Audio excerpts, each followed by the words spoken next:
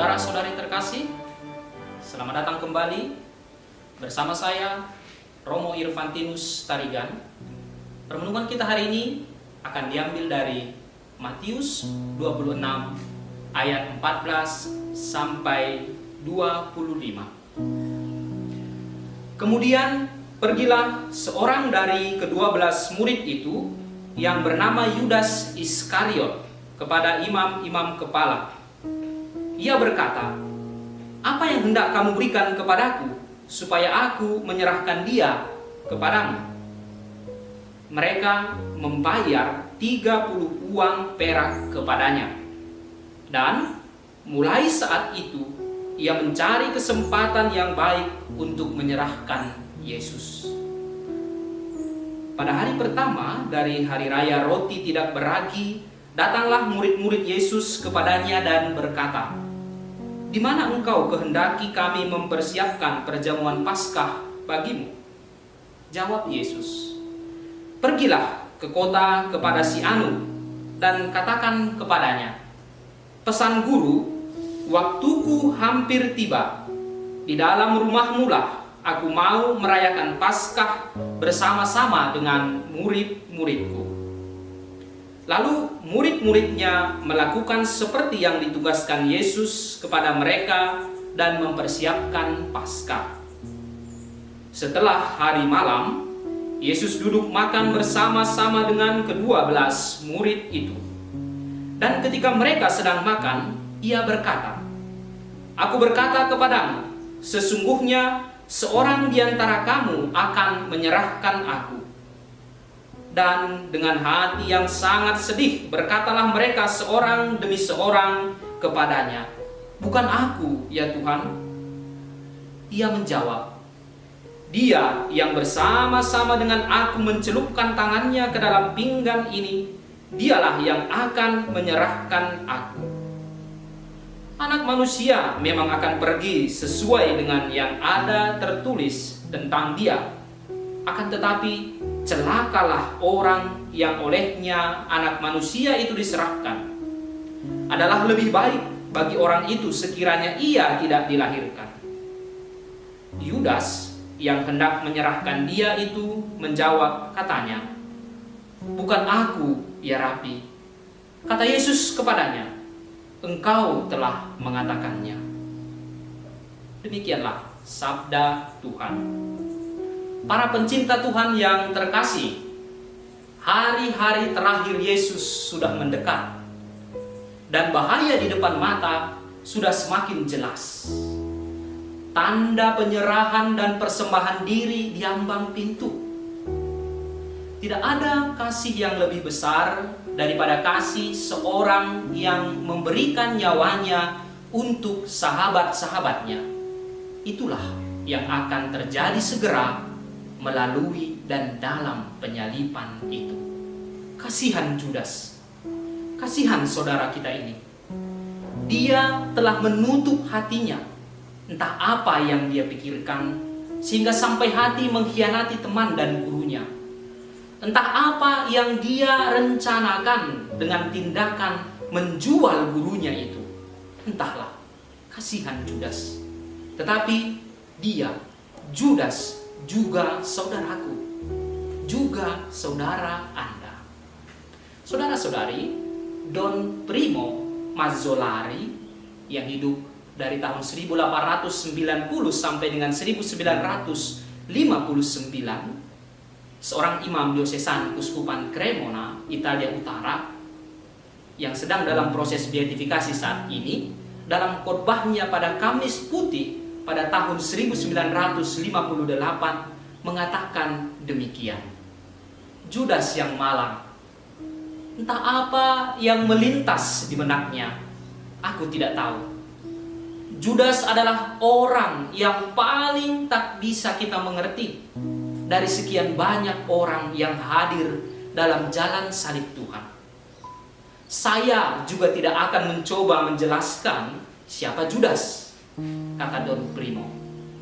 Saya berpuas diri untuk sekadar mengajak Anda memberi sedikit belas kasih kepada saudara kita Judas yang malang itu.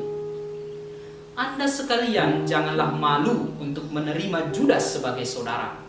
Saya tidak malu menyebut Judas saudara, karena saya tahu bahwa seringkali saya mengkhianati Tuhan. Saya percaya bahwa tak seorang pun dari Anda harus malu menerima Judas sebagai saudara. Panggillah dia saudara. Sebenarnya, kita sedang memanggilnya seperti Tuhan sendiri menyebut dia. Ketika menerima ciuman pengkhianatan di Taman Getsemani itu, jangan lupa bahwa Tuhan berkata ke Judas, "Teman, dengan ciumankah engkau mengkhianati anak manusia?" Teman, kata ini menggaungkan secara abadi kelembutan kasih Tuhan. Barangkali ini bisa membuat Anda sekalian paham mengapa saya saat ini memanggil Judas saudara. Tuhan juga telah mengatakan dalam perjamuan terakhir, "Aku tidak lagi menyebut kalian hamba, tetapi saudara." Para rasul menjadi teman dari Tuhan. Entah mereka baik atau tidak, entah murah hati atau tidak, entah percaya atau tidak, mereka selalu menjadi teman dari Tuhan. Kita bisa saja mengkhianati persahabatan dari Kristus, tetapi Kristus tidak akan pernah mengkhianati kita, para sahabatnya. Entah pun kita tak pantas, entah pun kita berbalik melawan dia, entah pun kita mengingkarinya, tetapi di depan mata dan hatinya, kita selalulah sahabat-sahabatnya. Judas adalah sahabat Tuhan, juga persis di momen ketika dia mencium dan sedang melangsungkan pengkhianatan atas gurunya. Judas yang malang, saudara kita yang malang.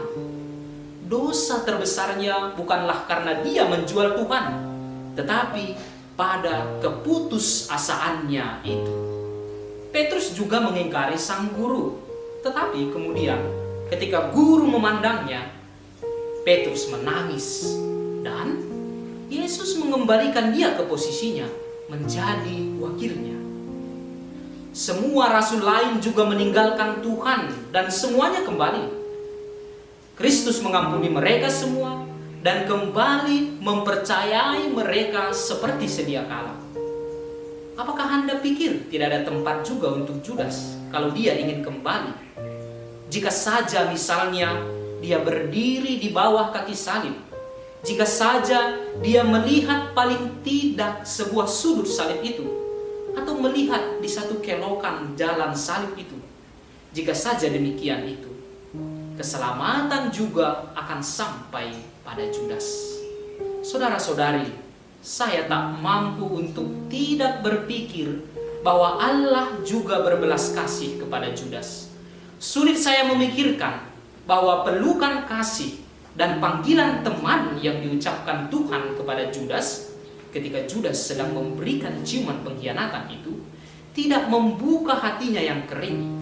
Mungkin momen itu menjadi saat-saat akhir ketika Judas masih merasakan bahwa Tuhan masih mencintainya dan mau menerimanya di surga.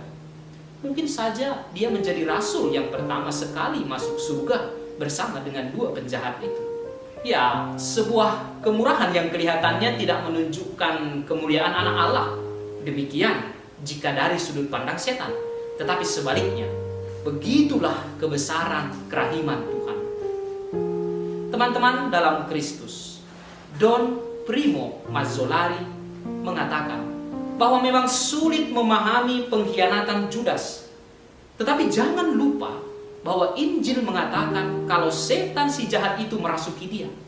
Dan uang adalah pintu masuk setan. Kata Judas kepada imam-imam kepala, "Apa yang hendak kamu berikan kepadaku supaya aku menyerahkan dia kepadamu?" Mereka membayar 30 uang perak kepadanya, dan mulai saat itu dia mencari kesempatan yang baik untuk menyerahkan Yesus. Umat beriman yang terkasih, Paskah sudah mendekat, dan seperti dahulu kala, saat ini juga Tuhan mengutus murid-muridnya ke rumah Anda. Mereka menyampaikan pesan Tuhan pada Anda, ya, pada Anda yang sedang mendengarkan ini. Mereka berkata, "Waktu waktuku hampir tiba. Di dalam rumahmu lah aku akan merayakan Paskah bersama-sama dengan murid-murid. Tuhan mau Anda menerima Dia dan para murid itu di tempat tinggal Anda. Tuhan memberikan kesempatan kepada Anda mempersiapkan ruang dalam hidup Anda untuk menjadi tempatnya duduk tenang, melakukan perjamuan dan mempersembahkan diri. Maukah Anda membukakan pintu dan memberi ruang? Ingat teman-teman yang terkasih dalam Kristus. Ingatlah, kalau Tuhan juga menginginkan dan memperkenankan Judas Iskariot hadir. Tentu ini sebuah penghiburan kepada kita. Sebab tak ada syarat kalau Anda itu mesti menjadi orang-orang baik terlebih dahulu untuk bisa memenuhi permintaan itu. Berikan saja ruang, terima saja undangan itu saja sudah cukup. Tuhan memberkati